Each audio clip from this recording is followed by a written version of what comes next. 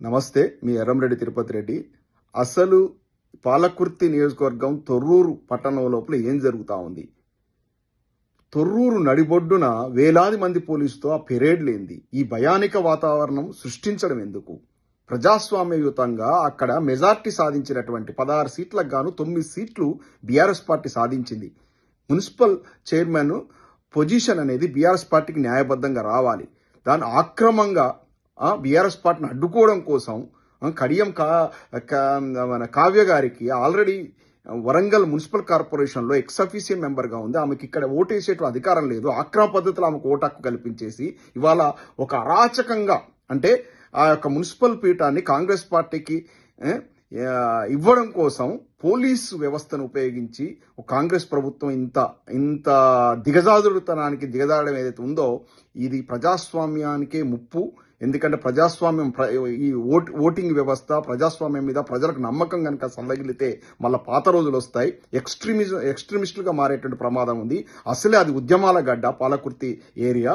అక్కడ ఇప్పుడిప్పుడే ఒక మంచి వాతావరణం గత 10 ఏళ్ల కేసీఆర్ పాలన లోపల అభివృద్ధి ఫలాలు రావడంతో ప్రజలంతా కూడా అడవి బాట నుంచి బయటకు వచ్చేసి జనజీవన శ్రేణిలో కలిసేసి చాలా మంది ఎక్స్ట్రీమిస్ట్ భావజాలం ఉన్న వాళ్ళంతా కూడా వచ్చేసి ప్రజాస్వామ్యయుతంలో మంచి ఎన్నికల్లో పాల్గొంటూ మంచిగా ఉన్నటువంటి వాతావరణాన్ని ఎక్కడి నుంచి దిగబడ్డదు ఆ ఖమ్మంలో పుట్టి 50 ఏళ్ల కింద అమెరికాలో చేరినటువంటి వ్యక్తి, భారత పౌరసత్వాన్ని వదులుకొని అమెరికా పౌరసత్వం తీసుకునే వ్యక్తి, ఆ రాజేందర్ రెడ్డి గారిని అడ్డు పెట్టుకొని రాజేందర్ రెడ్డి గారు అనేటువంటిది ఒక చర్లపాలలో పుట్టాడు మా భర్త అని చెప్పేసి అదొక విషయాన్ని అడ్డు పెట్టుకుని అక్కడ దిగబడి ఈమెదో ఏదో మదర్ తెరిసా లెవెల్ అని పెద్ద చారిటీ వర్క్ చేస్తాను ఇక్కడ దిగబడి గత 2.5 ఏళ్ళ నుంచి ఏం చేసినావు అమ్మ ఝాన్సీ రెడ్డి? నువ్వు ఆడ ఏం డెవలప్మెంట్ చేసినావు?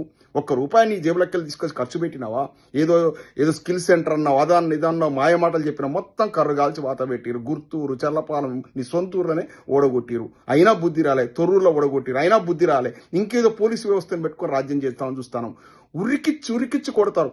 ఇప్పుడు గనక అక్కడ ఇవాళ గనక ఏదన్నా తీర్పు గనక ప్రజాస్వామ్యానికి విఘాతం కలిగే విధంగా తీర్పు వస్తే మాత్రం అక్కడ ప్రజలు మాత్రం సహించరు. అసలు అది ఉద్యమాల గడ్డ. అది పాలకుర్తి తొర్రూరు అవన్నీ ఉద్యమాల గడ్డ. ప్రజలు సహించరు. ప్రజా తీర్పును మీరు ఈ పోలీసు వ్యవస్థను ఉపయోగించి మీరు దాన్ని అణిచివేయాలని చూస్తారా? ప్రజా తీర్పును మాఫీ చేయాలని చూస్తారా? ఇదా మీరు చేసే రాజకీయం? ఇట్లాంటి రాజకీయం చేయడం కోసం నువ్వు అమెరికా నుంచి దిగబడ్డావా? అక్కడ అసలు నీకు ఏం అవసరం? ఎస్పీ గారికి నేను విన్నవించుకుంటున్నా. ఒక విదేశీయురాయలు అక్కడ కూర్చొని రాజ్యం చేస్తా ఉంది. ఆమె మొత్తం పోలీసుల వ్యవస్థను మొత్తం మిస్యూజ్ చేస్తా ఉంది. ఆమెను కాన్స్టిట్యున్సీ నుంచి వెళ్ళగొట్టండి అక్కడి నుంచి. అసలు ఆమెకి ఏం అవసరం భారత రాజకీయాల పట్ల? ఆమె ఎవరు అక్కడ? ఆమె విదేశీయురాలండి. పదే చెప్తున్నాం. కాన్స్టిట్యూషన్ ప్రకారము విదేశీయులు వచ్చేసి మన దగ్గర పాలిటిక్స్ ను చేయకూడదు. అదేవిధంగా శాంతి భద్రత విఘాతం కలిగించకూడదు. ఆమెను ఫస్ట్ కాన్స్టిట్యున్సీ నుంచి వెళ్ళగొట్టండి బయటికి. ఇది ఇట్లాంటి రాజకీయం జరుగుతూ ఉంది తొర్రూరు పట్టణం లోపల. ప్రజలారా, ప్రజాస్వామ్యవాదులారా దీన్ని ముక్తఖండంతో మనం ఖండించాల్సిన అవసరం ఉంది. లేదంటే ప్రజాస్వామ్యానికే పెను విఘాతం కలుగుతుంది. రాబోయే రోజుల లోపల అరాచకం ప్రజ్వరులుతుంది. ఇదన్నీ కంట్రోల్ కావాలంటే పోలీసులు కూడా సమయంతో సమన్యాయం పాటించాలి. ప్రతిపక్షము అధికార పక్షం అని చూడకుండా కూడా ఇద్దరికి సమన్యాయం పాటించే విధంగా అధికార పక్షానికి ఒత్తాస పలకకుండా ఉండాలి. ఝాన్సీ రెడ్డి అనే ఒక వ్యక్తి అక్కడ ఒక శూర్పణఖలాగా ఆ యొక్క కాన్స్టిట్యున్సీలు అడుగుపెట్టి పాలకుర్తిని మొత్తం అరాచకం ప్రచురెళ్లే విధంగా చేస్తూ ఉంది. ఆ ఎమ్మెల్యేని కూడా తన పని తను చేయకుండా ఏమి అడ్డుపడతా ఉంది.